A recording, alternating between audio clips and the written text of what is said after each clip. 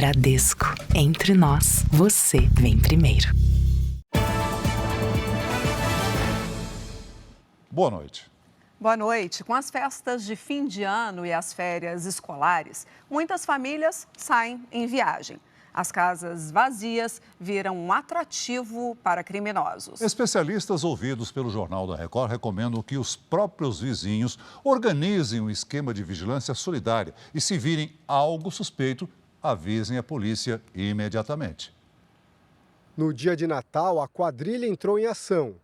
Um dos criminosos pula o muro do condomínio em Sorocaba, interior de São Paulo. Minutos depois, ele abre o portão para os outros integrantes do grupo. Todos invadem as 4 casas. Nenhum dos moradores estava no local. Um deles, que não quer se identificar, lamenta o prejuízo. Foi geladeira, foi televisão, videogame, notebook, TV box, um monte de coisa. Até mangueira eles levaram. Ao chegar em casa, o morador encontrou o lugar revirado. Um dia que era para ser de diversão, se tornou um dia, de tristeza, Especialistas em segurança alertam para o risco de viajar nessa época do ano e deixar a casa vazia sem tomar precauções. Os criminosos sabem que muita gente está fora das grandes cidades e aproveitam a oportunidade para invadir residências sem chamar atenção. Caco teve a casa invadida no feriado de 12 de outubro. A quadrilha fugiu quando percebeu a presença do cão. Agora ele tem 16 câmeras de segurança instaladas, mas desistiu de viajar nesse Réveillon com medo de uma nova ação dos criminosos. Muita gente está tomando as mesmas medidas, quando não, gasta uma fortuna em segurança. Um levantamento do Jornal da Record mostra que 5 casas são invadidas a cada hora no estado de São Paulo. Entre janeiro e novembro, foram mais de 43 mil casos registrados. Este especialista recomenda que vizinhos organizem um esquema de vigilância coletiva para evitar surpresas desagradáveis na volta para casa. São pessoas que vão se juntando para observar qualquer cena diferente na rua. Eles que conhecem e vivem ali, vira uma medida importante até para a segurança pública, porque acaba alarmando um evento e a segurança pública rapidamente pode chegar ao local. Em nota, a Secretaria da Segurança Pública disse que combate os roubos e furtos em imóveis no estado e que só uma delegacia especializada indiciou mais de 200 infratores este ano. Nos 2 casos que mostramos, a polícia ainda não conseguiu prender nenhum dos criminosos. Perdeu o ano por causa desses migrantes aí que levaram tudo que a gente conquistou durante o ano inteiro. Em Belo Horizonte, 2 ladrões invadiram um apartamento e furtaram R$500 mil em dinheiro. A polícia procura por esses 2 homens. Eles invadiram um apartamento e levaram uma mala e um cofre. Segundo os investigadores, a dona do imóvel guardava no cofre e na mala R$500 mil em dinheiro. O assalto aconteceu antes das 9 da noite na véspera de Natal, mas as imagens só foram divulgadas hoje. Os ladrões arrombaram a porta do apartamento, que estava vazio. A dona, uma médica, passou o feriado em outra cidade. Os criminosos ficaram cerca de meia hora dentro do imóvel. Veja agora outros destaques do dia. Polícia de São Paulo afasta PMs investigados por tiro com arma de airsoft contra bebê. Laudo confirma que calor extremo matou fã de Taylor Swift no Rio de Janeiro. Salário mínimo será de R$ 1.412 a partir de 1º de janeiro. Secretário de Estado americano viaja ao México para tentar conter crise migratória. Jornal The New York Times processa Microsoft e dona do ChatGPT por usarem material jornalístico sem permissão. Em Goiânia, motociclista cai ao tentar atravessar a enxurrada. E nas estradas federais cresceu o número de mortes durante o feriado de Natal.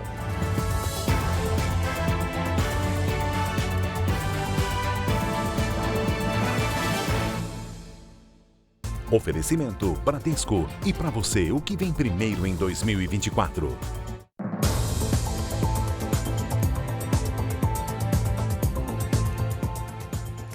Durante as festas de fim de ano, mais de 5.200.000 veículos devem passar pelas rodovias paulistas em direção ao litoral e ao interior do estado. E o movimento também é intenso nas rodoviárias da capital paulista. E mesmo enfrentando filas, os turistas estão animados para curtir o Réveillon. Na rodoviária foi difícil encontrar espaço para tanta gente.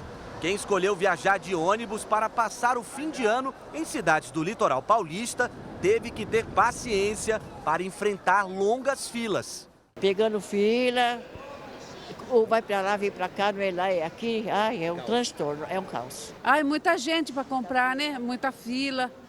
E além das filas, o preço das passagens foi outro motivo de reclamação.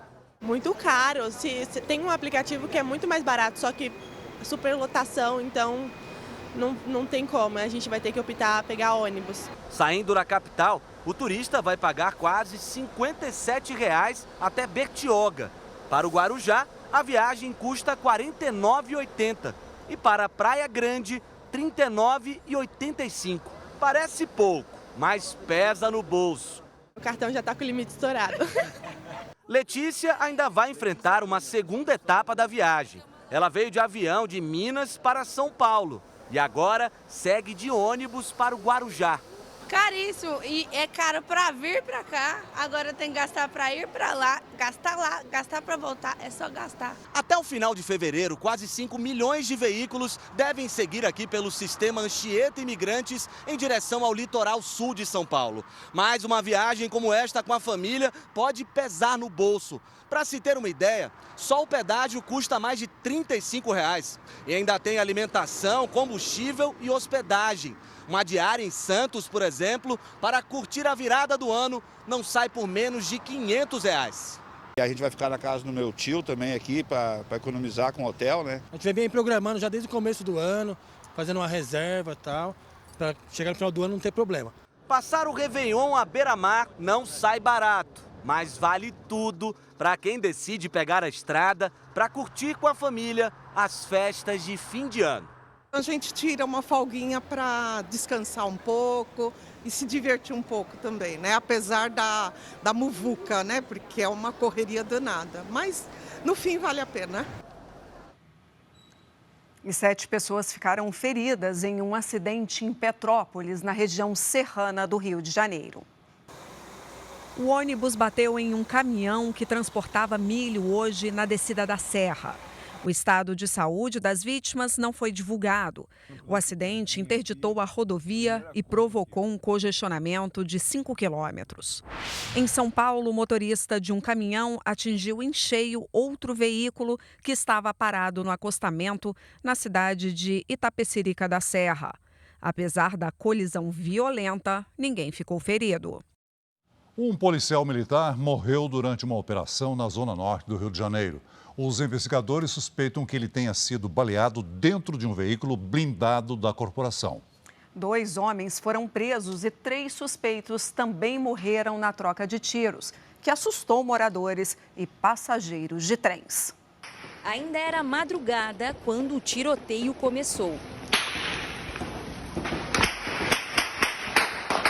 Passageiros deste trem ficaram no meio do fogo cruzado.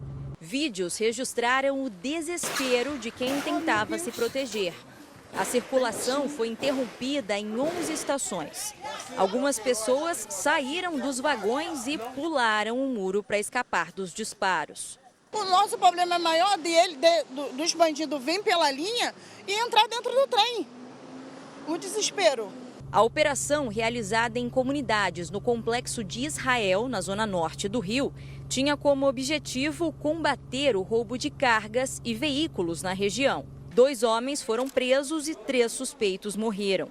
2 policiais ficaram feridos e o sargento Leonardo Maciel da Rocha, de 33 anos, morreu durante a operação.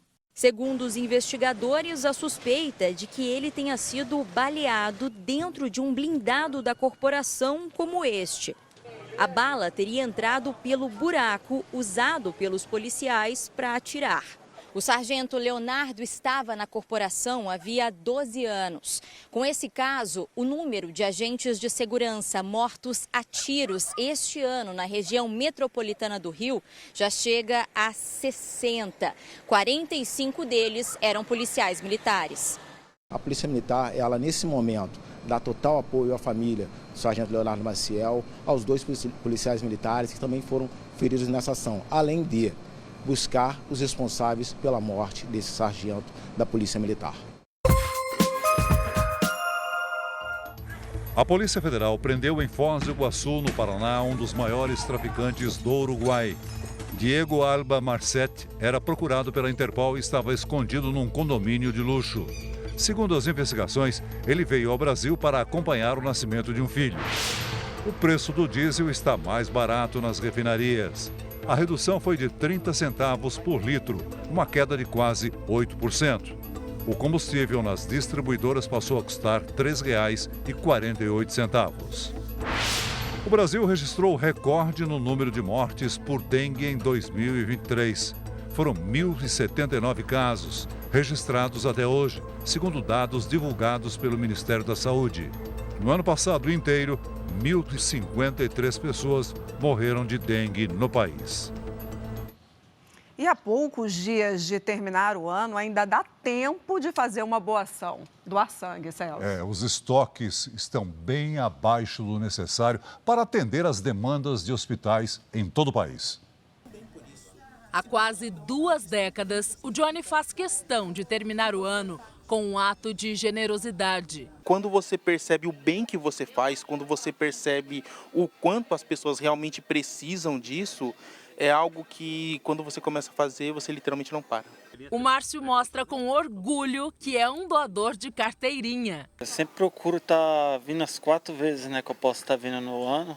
Então, eu começo sempre em dezembro, eu faço a última, para mim estar conseguindo, lá no mês de fevereiro, já está vindo a primeira do ano e sempre está conseguindo fazer as 4. Atitude comemorada pelos hemocentros que, nesta época, enfrentam queda no número de doadores. Essa instituição na capital paulista está operando com estoque abaixo de 50% do ideal. A situação é preocupante porque o que sai daqui abastece mais de 80 hospitais públicos da região metropolitana de São Paulo. Você tem pacientes de transplantes, você tem pacientes com doenças oncológicas, são cânceres, né? E esses pacientes vão estar precisando receber transfusão de sangue independente da época do ano, seja Natal, seja Ano Novo, seja Carnaval ou outro feriado. A situação mais crítica está nos estoques de sangue do tipo O, A e B. Para doar é preciso estar em boas condições de saúde, ter entre 16 e 69 anos e pesar no mínimo 50 quilos. A Laura veio pela primeira vez. Eu fiquei sabendo que os estoques estavam baixos, meu sangue é negativo, então eu acompanho já o estoque e eu vi a oportunidade de fazer isso pela primeira vez, ajudar outras pessoas. A falta de sangue se repete pelo país. Em Porto Alegre, as prateleiras estão quase vazias. O estoque baixo pode impactar a realização de cirurgias. Em Pernambuco, o Hemocentro precisa de 7.000 doações por mês, mas só recebeu 4.000 em dezembro. As instituições incentivam a doação de todos os tipos sanguíneos. Eu acho que você tem que realmente estar doando, porque o ideal nessa época do ano é a gente fazer o bem sem olhar a quem. Você vai estar dando vida para aquela outra pessoa. O salário mínimo será de R$ 1.412 a partir do dia 1º de janeiro. O aumento foi de quase 7%. De acordo com o Palácio do Planalto, Lula deixou o decreto assinado antes de viajar para a base naval da Restinga da Marambaia, no Rio de Janeiro, onde vai passar a virada do ano. O texto deverá ser publicado no Diário Oficial da União até 31 de dezembro. O novo valor do salário mínimo foi aprovado pelo Congresso na semana passada, durante a votação do orçamento de 2024. O valor de R$ 1.412 é R$ 92 a mais do que o salário mínimo atual, aumento de quase 7%. Com isso, os brasileiros vão ter um ganho real no salário mínimo. Isso significa que o valor vai ser maior do que a inflação registrada no período, que foi de 3,85%. Nos governos de Michel Temer e de Jair Bolsonaro, o salário mínimo foi reajustado apenas pela inflação, sem ganho real. Em agosto deste ano, o Congresso aprovou a medida provisória enviada pelo governo federal, que retomou a política de valorização do salário mínimo. O cálculo volta a levar em conta, além da inflação, a taxa de crescimento do PIB, que é a soma de todos os bens e serviços produzidos no país de 2 anos anteriores. Em 2022, o PIB do Brasil cresceu 3%. Esse índice foi usado para garantir o reajuste do salário mínimo acima da inflação. Em caso de PIB negativo, o salário é corrigido somente pelo INPC. O valor do salário mínimo é referência para benefícios, como pensões e aposentadorias. Segundo o Diese, o salário mínimo serve de referência para 54 milhões de brasileiros. Agora os destaques internacionais. O secretário de Estado americano, Antony Blinken, está no México. A visita não estava programada, mas é uma tentativa de conter a crescente imigração que ganhou força na última semana. Uma caravana com cerca de 8 mil pessoas partiu do sul do México. São pessoas de todas as idades, vindas principalmente de países da América Central e da Venezuela, que buscam asilo nos Estados Unidos. O secretário de Estado, Antony Blinken, desembarcou na capital mexicana com uma delegação para discutir com o presidente mexicano novas ações para impedir a entrada ilegal de imigrantes. O governo Biden quer dar uma resposta aos parlamentares do Partido Republicano que se negam a aprovar ajuda para a guerra da Ucrânia enquanto não forem tomadas medidas para conter a imigração. E o México enfrenta uma das maiores migrações de famílias dos últimos tempos. Elas fogem da violência no país, que é agravada por confrontos entre cartéis de drogas. Cerca de 180 mil mexicanos cruzaram a fronteira entre o México e os Estados Unidos em busca de asilo entre outubro do ano passado e outubro deste ano. Segundo a Alfândega e Proteção de Fronteiras dos Estados Unidos, o número é 4 vezes maior do que nos 12 meses anteriores. Um levantamento de um centro de abrigo a imigrantes, que fica perto da fronteira com os Estados Unidos, mostra que 88% dos mexicanos dizem que fogem da violência no país em busca de proteção para as famílias. Não é mais sobre realizar o sonho americano, chegar e construir uma nova vida nos Estados Unidos. As pessoas são forçadas a sair de casa para um lugar seguro, explica Pedro Velasco, um dos diretores do centro. É o caso deste homem, que não quis se identificar. Ele conta que saiu do México para fugir de ameaças dos cartéis de drogas. O imigrante deixou o estado de Guerrero, onde há uma disputa entre grupos do crime organizado pelo controle da mineração. Guerrero é um dos maiores produtores de ouro do México, embora seja um dos estados mais pobres. Segundo pesquisadores, a guerra entre cartéis provoca o maior êxodo de famílias do México nos últimos anos. Um levantamento das Nações Unidas com 500 mexicanos que iriam cruzar a fronteira apontou que a cada 4 pessoas, uma dizia que tinha um parente desaparecido que pode ter sido vítima do crime organizado. Mesmo diante de tanta violência, os mexicanos estão entre os que mais enfrentam resistência do governo americano na aprovação de pedidos de asilo. Nas últimas 2 décadas, segundo uma pesquisa de uma universidade de Nova York, a média de reprovação desse tipo de processo imigratório chegou a 85% entre os mexicanos. O governo Biden enfrenta uma crise migratória desde o começo do mandato. A falta de medidas efetivas contra a situação pode enfraquecer o atual presidente, até mesmo dentro do próprio Partido Democrata. E isso pode influenciar nas eleições do ano que vem. Joe Biden é o principal nome do partido na corrida presidencial e deve disputar a vaga na Casa Branca contra Donald Trump, do Partido Republicano.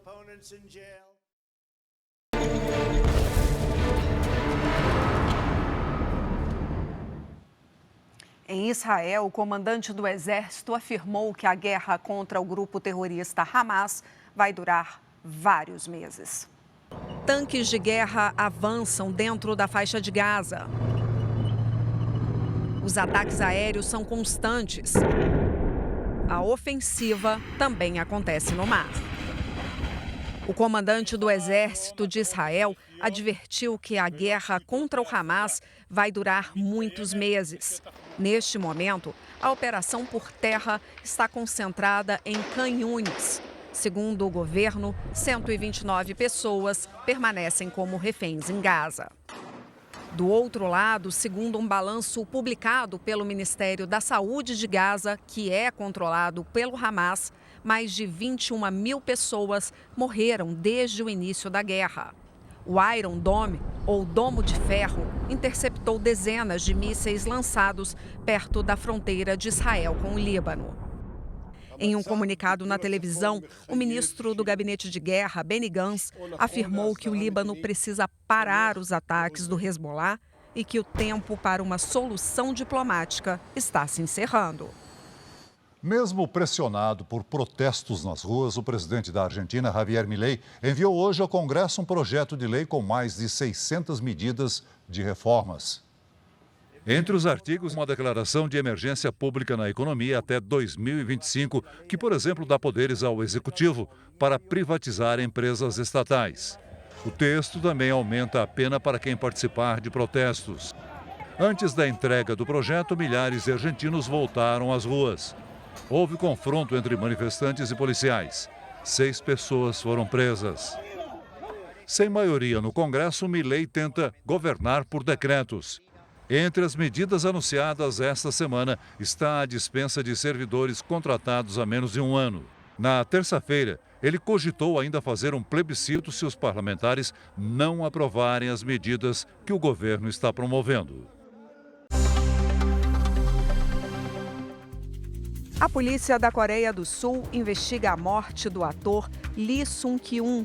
Ele interpretou um pai de família rico no filme Parasita, vencedor do Oscar em 2020. O corpo foi encontrado num carro em Seul, sem sinais de violência.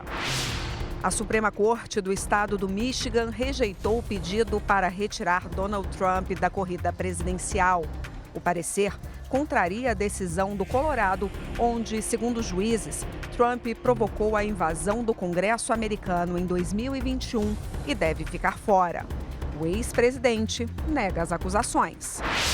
Na França, a Torre Eiffel, um dos pontos turísticos mais famosos de Paris, está fechada por causa de uma greve de funcionários. A mobilização do sindicato é um protesto contra a redução dos orçamentos para obras no local. Aqui no Brasil, moradores do norte e noroeste do Rio de Janeiro tiraram um dia para contabilizar os prejuízos causados pela chuva. A cobertura do prédio foi parar no meio da rua. Equipes do Corpo de Bombeiros tiveram que cortar toda a estrutura de metal para liberar o trânsito. A cidade de Itaperuna, no noroeste do estado do Rio, foi um dos municípios mais atingidos pelas fortes chuvas e rajadas de vento. As áreas de encosta preocupam pelo risco de deslizamento de terra. Requer uma atenção maior para que qualquer movimento de massa, de terra, qualquer anormalidade, que chame a Defesa Civil, chame o Corpo de Bombeiros para que possam verificar isso melhor. O volume de chuva até era esperado para esta época do ano, mas as rajadas de vento ficaram acima da média. Segundo a Defesa Civil, em alguns pontos chegaram a 110 km por hora. Até a torre de uma rádio tombou. E neste posto de combustíveis é possível ver de perto os estragos. Parte da estrutura metálica do teto desabou. Por sorte, ninguém ficou ferido. Os ventos derrubaram 2 torres de linhas de eletricidade. Em Campos dos Goitacazes, os ventos atingiram 80 quilômetros e provocaram muita destruição. Ao todo, 8 municípios da região noroeste fluminense foram afetados. O temporal deixou 200 mil moradores sem luz. Esta dona de casa estava desesperada, com medo de perder a insulina que usa no tratamento da filha. Posso perder medicamento dela, eu posso perder as 3 insulinas que estão lá no gelo. Ela vai estragar. E fortes chuvas causaram transtornos hoje à tarde em Goiás e em Minas Gerais. A cidade de Nova Lima, na região metropolitana de Belo Horizonte, foi uma das mais atingidas. Moradores registraram vídeos de alagamentos e fortes enxurradas. Em Goiânia, um motociclista quase caiu e quase foi arrastado pela correnteza que se formou com a chuva. Um grupo de pessoas conseguiu segurar a moto para ela não ser levada pela enxurrada. Bom, e além da chuva, outro destaque desta quarta-feira foram as baixas temperaturas no sul do país. Em São Joaquim, na Serra Catarinense, os termômetros ficaram abaixo dos 7 graus. Giovana, esse frio fora de época vai continuar? Boa noite para você. Boa noite. Amanhã mesmo a temperatura volta a subir. Renata, boa noite para você, para o Celso e a você também que nos acompanha. A temperatura ficou baixa por causa do ar frio que veio atrás da frente fria.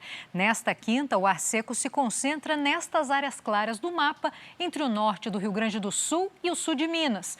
Do Espírito Santo até o Amazonas tem chance de chuva a qualquer hora. No sul da Bahia tem alerta de temporais, principalmente na quinta e no domingo. A chuva pode causar alagamentos e deslizamentos. Apenas o sábado vai ser de tempo firme. Na fronteira com o Uruguai, uma nova frente fria avança pelo sul e o tempo muda. Amanhã os termômetros devem marcar até 31 graus em Florianópolis, em São Luís e em Porto Velho. Em São Paulo, máxima de 32 graus. Em Goiânia, em Boa Vista, 34. Em Salvador, máxima de 30 graus. Quem vai passar a virada do ano no Rio de Janeiro tem que estar preparado para o tempo instável. A quinta e a sexta-feira vão ser de sol e calor. No sábado à noite começa a chover e os termômetros seguem assim até a segunda-feira.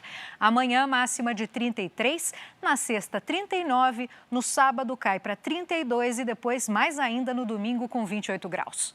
Vamos agora ao Tempo Delivery. Primeiro para a Ana Paula, que é de Olinda, Pernambuco. Oi, Ana Paula, boa noite. O calor está garantido em Olinda nos próximos dias. Logo cedo, tempo abafado e à tarde com máximas acima dos 30 graus. A chuva rápida pode dar as caras. O Johnny Stein e o Andrei fizeram pedido para Boa Vista, Roraima. Vamos lá. Oi, Johnny Stein e Andrei, o calor também é destaque por aí. Nos próximos dias, a temperatura fica entre 34 e 35 graus à tarde. Chuva rápida também pode cair e pode ser forte. Mande o seu pedido com o nome da sua cidade e a hashtag você no JR, Renata e Celso. Até amanhã. Obrigada, Giovana. Boa noite para você. Até amanhã, Giovana. É hora de relembrar o que aconteceu no mundo das celebridades em 2023. Hoje tem retrospectiva dos famosos na tela da Record. Vamos começar agora o grande show. Polêmicas entre amigos. Vivi como se não houvesse amanhã. Confusões em família. Aí eu criei um fake para me defender na época, porque estavam criando vários para me atacar. Chico, se tu me quiser. Corações partidos. Falaram Chico. Peraí, volta. Batimentos novos. Instalou o coração e já começou a funcionar. É impressionante. Da coroação de um rei. A despedida de uma rainha. Um belo dia resolvi mudar. Retrospectiva dos famosos. Hoje, 15 para as 11 da noite. Já disponível no Play Plus.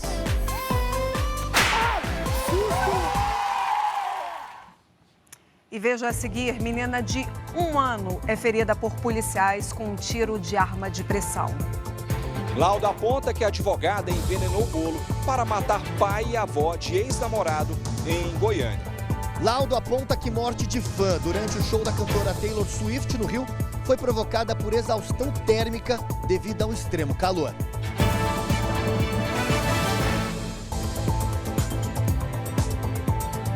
Em São Paulo, 2 policiais militares foram afastados por causa do ferimento provocado num bebê de 1 ano. A bebê foi atingida por uma arma de airsoft. É um tipo de pistola de pressão que não faz parte do armamento da polícia. O caso foi na zona leste da capital. Hoje, os 2 PMs foram até a delegacia, mas ficaram em silêncio. Os policiais se apresentaram na delegacia acompanhados de uma advogada, mas não responderam a nenhuma pergunta do delegado responsável pelo caso.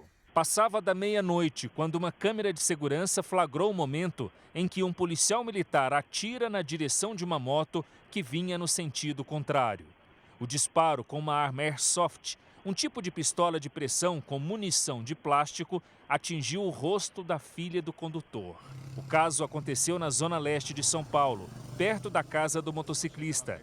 O pai levou a filha para o hospital com a munição ainda alojada na bochecha. Tenho 2 netos, vai ser chocante, poderia ser comigo, estar com meu neto aqui na calçada e ele passar e fazer o mesmo. A menina, que fez 1 ano de idade neste mês de dezembro, teve alta do hospital e já está em casa com a família. Segundo os parentes, ela está tomando antibiótico por conta dos ferimentos e, desde o ocorrido, se assusta com muita facilidade. Ela tá com muito medo, ela não quer sair do colo, ela só chora, ela quer ficar segurando a nossa mão. A arma de pressão não foi entregue pelos policiais. A munição passa por perícia. A Secretaria de Segurança Pública informou por nota que a conduta não é aceita pela Polícia Militar e que os policiais envolvidos na ocorrência já foram identificados e preventivamente afastados. Enquanto a polícia investiga o caso e aguarda laudos periciais, os PMs seguem em liberdade. É uma atitude particular dentro da realização de uma atividade profissional. Então, administrativamente, ele já está comprometido, já é algo que foge de um padrão da conduta policial. Em casa, a menina se recupera do trauma, um episódio difícil de esquecer. Qualquer ser humano espera justiça, né? Como que isso aconteceu? Quem são os policiais? Quais são os nomes deles, que ninguém sabe até hoje? A polícia científica divulgou hoje um laudo que comprova que uma advogada envenenou doces para matar o pai e a avó do ex-namorado em Goiânia. Segundo a investigação, a mulher decidiu envenenar a família do rapaz por estar inconformada com o fim do relacionamento. Hoje, o avô de Leonardo Filho prestou depoimento. João Alves Pereira, de 81 anos, era marido de Luzia Tereza Alves, de 86 anos. E pai de Leonardo Pereira Alves, de 58 anos. Os dois morreram após comerem bolos envenenados. Para a polícia, João disse que só não passou mal porque se recusou a comer os alimentos oferecidos pela advogada Amanda Partata. Como é idoso, eles têm uns horários muito cautelosos com as refeições. Ele também é diabético, então como é um alimento muito doce, ele se recusou. Não, eu não quero comer agora, já fiz meu lanche. Foi João quem tirou essa foto da advogada na casa da família. É possível ver os doces e o suco que ela comprou para o café da manhã. Já este vídeo mostra que a suspeita voltou ao local um dia depois do crime, quando o caso já era investigado. Os peritos também divulgaram o resultado do laudo, que revela detalhes do envenenamento. Segundo a polícia científica, 2 dos 4 bolos de pote apresentaram uma substância altamente letal. Um óxido inorgânico que não tem cor ou cheiro, usado principalmente por indústrias. Por segurança, o nome do veneno não foi revelado. Ele foi encontrado nos alimentos sólidos, ou seja, nos doces. Também foi periciado o lote que foi entregue aqui para a polícia científica e todo o lote foi considerado não contaminado por esse óxido. As amostras encontradas nos doces são iguais às que foram identificadas nos corpos das vítimas. Mãe e filho tiveram sintomas parecidos e morreram com poucas horas de diferença. Essa substância ela tem capacidade de fazer vários tipos de lesão em vários órgãos, né? Também apresentava alterações cardíacas, renais, também no fígado e cerebrais. Amanda Partata está presa. Ela nega que tenha envenenado os bolos. Um laudo do Instituto Médico Legal do Rio de Janeiro aponta que a jovem que morreu num show da cantora Taylor Swift teve exaustão térmica, provocada pelo calor extremo. A Polícia Civil vai ouvir os organizadores do evento. O laudo complementar realizado no corpo de Ana Clara Benevides Machado foi finalizado pouco mais de um mês após a morte da jovem. Os peritos concluíram que Ana Clara estava exposta ao calor extremo provocado pelo sol e que a evolução clínica aponta exaustão térmica com quadro de choque cardiovascular e comprometimento grave dos pulmões e morte súbita. Segundo o cardiologista do Hospital Moriá, nessa condição, o corpo apresenta fadiga extrema, tontura e náusea. E se o calor continua e você chega a uma temperatura muito extrema, as proteínas que fazem as ligações, que são as proteínas que são responsáveis por todas as reações moleculares, elas começam a se desnaturar, elas começam a se partir. E aí começam a ter todos os problemas. Em geral, são 7 órgãos envolvidos: cérebro, coração, pulmões, intestino, fígado e rins. Todos esses órgãos começam a sofrer e parar ao mesmo tempo. A estudante de 23 anos veio de Mato Grosso para o Rio de Janeiro para assistir ao show da cantora Taylor Swift. Ela passou mal logo no início da apresentação que aconteceu em meio a uma onda de calor extremo que atingiu a capital, com recordes de temperaturas. Os shows da cantora Taylor Swift aconteceram aqui no estádio Newton Santos, zona norte do Rio. Na época, os fãs denunciaram que foram impedidos de entrar com água e que placas colocadas no interior do estádio teriam impedido a circulação de ar. Nos próximos dias, a polícia vai ouvir os organizadores do evento. O laudo ele é bastante esclarecedor e vale destacar aqui que ele afasta doenças pré-existentes, né? Ou seja, ele mostra que a Ana Clara não tinha nenhum problema cardiovascular, que não tinha feito a ingestão de substâncias ilícitas. A Time for Fun, organizadora do show, ainda não se pronunciou sobre o resultado do laudo. Especialistas ouvidos pelo Jornal da Record defendem a aprovação com urgência do projeto de lei que impõe limites aos provedores de internet para combater a disseminação de fake news. No caso mais recente, uma jovem tirou a própria vida depois de um perfil de fofocas espalhar uma notícia falsa sobre um relacionamento que nunca existiu. A página Choquei já perdeu quase 1.200.000 seguidores na internet após divulgar uma notícia falsa de conversas entre Jéssica Canedo, de 22 anos, e o humorista e influenciador Whindersson Nunes. Depois da publicação de prints sobre um suposto relacionamento, a jovem passou a ser atacada por seguidores do comediante. É mentira que ela tinha caso com o moço, sendo que nem redes sociais a minha filha tinha. Ela conversava comigo por telefone, nem WhatsApp ela tinha. E o povo massacrou ela, sabe? O Whindersson também afirmou que os prints eram falsos e tanto ele quanto a jovem negaram qualquer tipo de relacionamento. Na última sexta-feira, Jéssica tirou a própria vida. A mãe dela já foi ouvida pela polícia.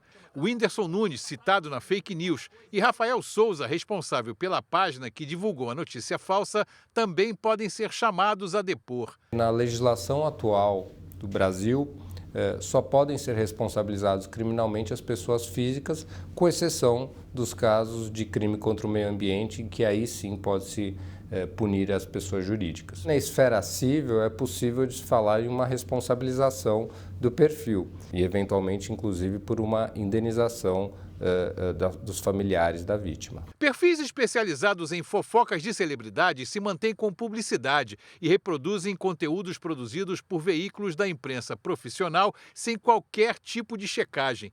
A plataforma que hospeda o perfil não tomou nenhuma atitude. Só depois da morte da jovem, a página apagou a postagem e publicou um comunicado, se isentando de qualquer responsabilidade. E, mais uma vez, o responsável pelo perfil não respondeu aos nossos contatos. Advogados criminalistas e especializados em direito digital afirmam que é preciso aprovar com urgência o projeto de lei 2630, o chamado PL das fake news, que impõe limites aos provedores de internet. Eles dizem que as empresas fazem lobby no Congresso para retardar ou até mesmo impedir essa aprovação. Eu acredito que tenha, sim, algum tipo de lobby relacionado aos provedores e pessoas interessadas para que esse projeto não avance. Segundo especialistas, se o projeto virar lei, obrigará os provedores a fiscalizar as postagens e retirar aquelas que podem ser consideradas criminosas, sob pena de responsabilização na esfera civil.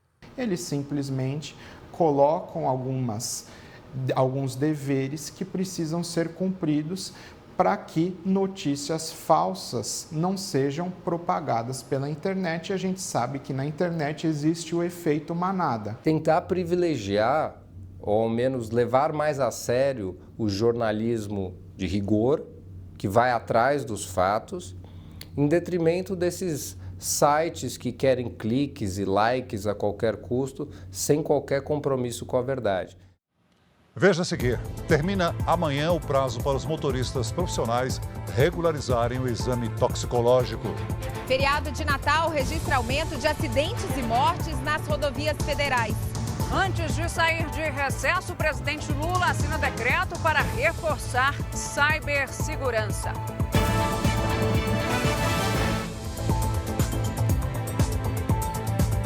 O governo federal lançou hoje a Política Nacional para orientar a atividade de segurança cibernética no país. A medida foi tomada após ameaças sofridas pelo presidente Lula nas redes sociais e depois que o perfil da primeira-dama foi alvo de hackers.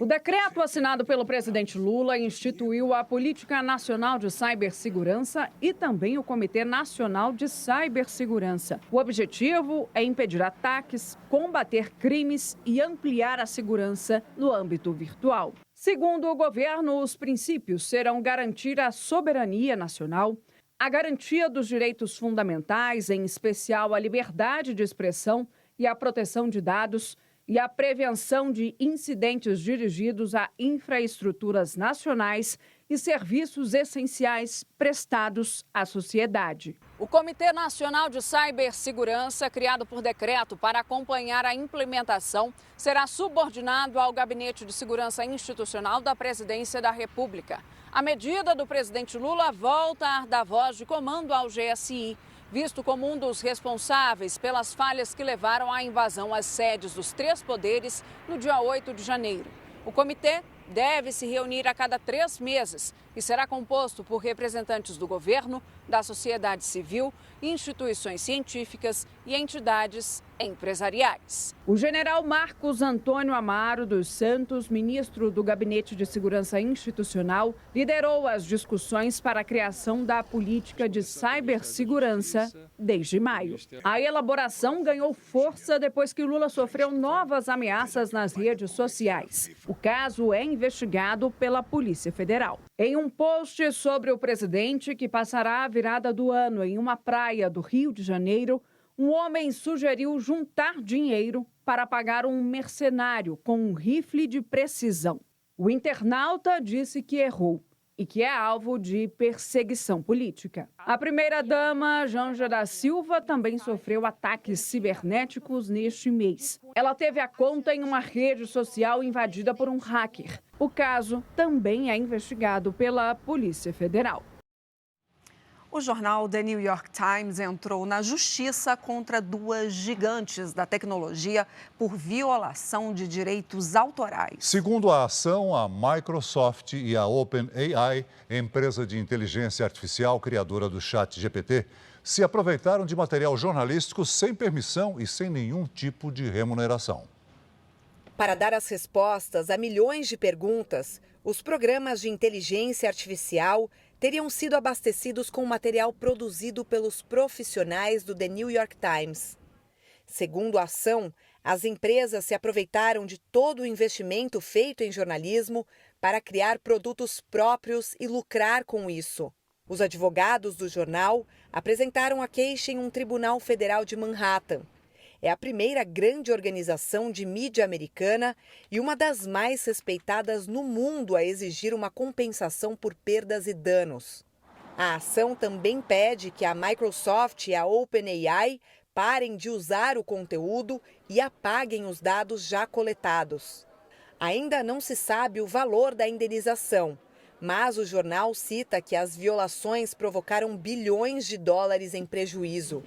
A Microsoft e a OpenAI afirmaram que o uso de informações se encaixa no conceito da Lei de Direitos Autorais, ou seja, seria permitido usar o trabalho de outros se for substancialmente alterado.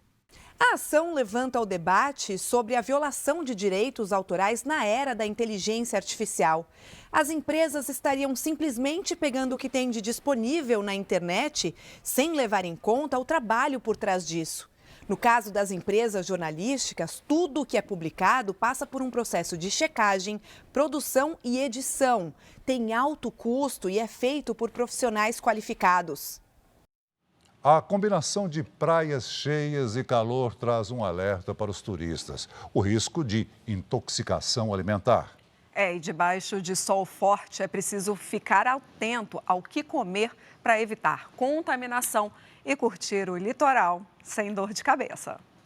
Queijo coalho na brasa, acarajé, torresmo, pururuca. Esses são alguns dos alimentos vendidos nas praias de Salvador. Tem gente que compra e come tudo no mesmo dia. Com as altas temperaturas do verão, é preciso redobrar os cuidados com a alimentação nas praias. 1 em cada 10 pessoas fica doente depois de ingerir comidas impróprias para o consumo. As crianças são as principais vítimas. Mesmo sabendo dos perigos à saúde, tem gente que prefere arriscar. Camarão não, queijinho sim. Esta nutricionista alerta sobre os alimentos que devem ser evitados. Principalmente alimentos à base de leite, derivados, queijo, ovo, maionese, eles são mais perecíveis. E aí nesse calor realmente é muito difícil manter a qualidade do produto. Também é preciso ter atenção com frituras, que podem estragar por causa da exposição ao sol e da umidade. Na capital baiana, a Coordenadoria de Defesa do Consumidor começou a fiscalizar bares e restaurantes na beira da praia. No último verão, 295 estabelecimentos foram notificados. Quando nós encontramos uma quantidade grande ou alguma irregularidade, fazemos o acionamento da vigilância sanitária para que dê o suporte necessário na verificação desses produtos. A Claudiceia fica atenta ao que come na praia para curtir o sol e o mar com tranquilidade. E geralmente assim eu trago de casa, né? Meus kitzinhos, meus petiscos. As rodovias federais registraram aumento de 14% no número de mortes durante o Natal em relação ao feriado do ano passado. O excesso de velocidade, imprudência e embriaguez ao volante são as principais causas dos acidentes. À medida que o ano novo se aproxima, o movimento nas estradas aumenta. E o perigo também. Osvaldeí e a família são de Jundiaí e vão passar o Réveillon no interior de Minas Gerais, a quase 1.000 quilômetros de casa. Para percorrer toda essa distância em segurança e chegar em paz, ele toma alguns cuidados. Revisão feita, né? Bebê conforto do bebê em dia, ele no cinto e velocidade, né? Não dá para andar muito aqui. Aqui você tem que andar no máximo 100, 110 e olhe lá. O problema é que nem todo mundo age dessa forma. Durante o feriado de Natal, a Polícia Rodoviária Federal flagrou quase 6.000 motoristas fazendo ultrapassagens em locais proibidos e mais de 25.000 veículos acima da velocidade. Entre 22 e 25 de dezembro, 1.106 pessoas foram autuadas por dirigirem sob efeito de álcool ou se recusarem a fazer o teste do bafômetro. Outra infração frequente: o transporte de crianças sem cadeirinha. Foram 668 notificações nos 4 dias de operação. Uma das consequências da imprudência é o aumento no número de acidentes no período em todo o país, de 853 em 2022 para 891 neste ano. As mortes também subiram, de 79 para 90 em 2023. Somente em Minas Gerais, estado com maior malha rodoviária do país, 11 pessoas morreram e mais de 200 se feriram em 150 acidentes. Em Muriaé, na zona da Mata Mineira, um motorista morreu e 9 pessoas ficaram feridas no acidente entre um ônibus e uma carreta na BR-116. Na mesma rodovia, a batida entre uma carreta e um carro deixou um morto e um ferido grave em Governador Valadares, no Vale do Rio Doce. 4 pessoas também morreram em um acidente na BR-251 em Rubelita, no norte de Minas Gerais. Entre as vítimas estão 2 crianças de 2 e 9 anos de idade. A gente espera e conta com a consciência dos motoristas para que eles imprimam velocidade compatíveis com a via e ter bastante cuidado na conduta, né? Dirigir com cuidado, observando a fazer ultrapassagens só em locais permitidos, ainda assim com segurança. Termina amanhã o prazo para motoristas profissionais regularizarem o exame toxicológico. O documento é obrigatório para quem tem habilitação das categorias C, D e E. A ausência do exame dá multa de quase R$ 1.500. Há 8 meses, a vida do Júnior mudou completamente. O caminhoneiro, que mora em São Paulo, esperava a visita dos pais, que vinham de Curitiba. Mas o seu Gilberto e a dona Maria nunca chegaram à capital paulista. O meu pai estava subindo a rodovia e, ao avistar a curva, quando ele começou a fazer a curva, o caminhão entrou brutalmente para ultrapassar uma outra carreta e, infelizmente, ele matou meu pai, ele assassinou meu pai. O acidente aconteceu próximo ao quilômetro 75 da BR-153, uma das principais rodovias que liga as capitais Curitiba e São Paulo. O motorista do caminhão foi preso em flagrante. Na delegacia ficou comprovado que ele não tinha o teste toxicológico atualizado. E pior, estava alcoolizado e drogado. O exame toxicológico voltou a ser exigido em junho deste ano para motoristas com a carteira de habilitação nas categorias C, D e E. A lei obriga o condutor a fazer o teste a cada 2 anos e meio. Não deixa de ser uma forma de controle para que os imprudentes deixem de circular. Essa carreta mede 25 metros de comprimento e, quando carregada, chega a pesar até 30 toneladas. Por isso, todo cuidado é fundamental, já que qualquer acidente pode resultar em graves consequências. E foi justamente pensando em segurança que o exame toxicológico passou a ser obrigatório em setembro de 2017. E logo no primeiro ano, já foram constatadas reduções nos números de acidentes envolvendo caminhões e ônibus. Os exames podem ser feitos em qualquer laboratório clínico credenciado pelo Departamento de Trânsito dos 26 estados e o Distrito Federal. O valor do exame custa entre R$ 90 e R$ 150 reais. O resultado fica pronto em 15 dias. Um levantamento da Associação Brasileira de Toxicologia mostra que a cada 10 laudos positivos para drogas, 6 são para condutores de ônibus e vans e 4 para motoristas de caminhões. Caso identifique uma substância psicoativa nessa etapa de triagem, esse exame ele vai para uma etapa de confirmação, para que assim seja liberado o laudo com o resultado. Motorista há 14 anos, Anderson está em dia com o exame toxicológico. Ele cruza o Brasil fazendo transporte de carros para concessionárias e já presenciou muita imprudência na estrada. O caminhoneiro ele fica muito tempo fora de casa, muitas vezes se sente sozinho e muitas das vezes ele busca alguma maneira de recompensar, de compensar essa solidão e parte para um lado que infelizmente não agrega em nada e não traz benefício nenhum. O motorista que for flagrado sem ter realizado o exame será multado em quase R$ 1.500. Recebe 7 pontos na carteira e pode até ter o direito de dirigir suspenso. Essa lei é muito importante e o pessoal tem que cobrar, tem que ficar em cima. Quem não fazer não pode trabalhar, não. Tem que tirar do caminho e tirar da estrada aí. Essa edição termina aqui e à 00:30 tem mais Jornal da Record. Fique agora com a novela Jezabel. E logo após, Quando Chama o Coração, você vai ver como foi o ano das celebridades na retrospectiva dos famosos. Você não pode perder. Record 70 anos, tem a sua cara. Boa noite. Boa noite para você.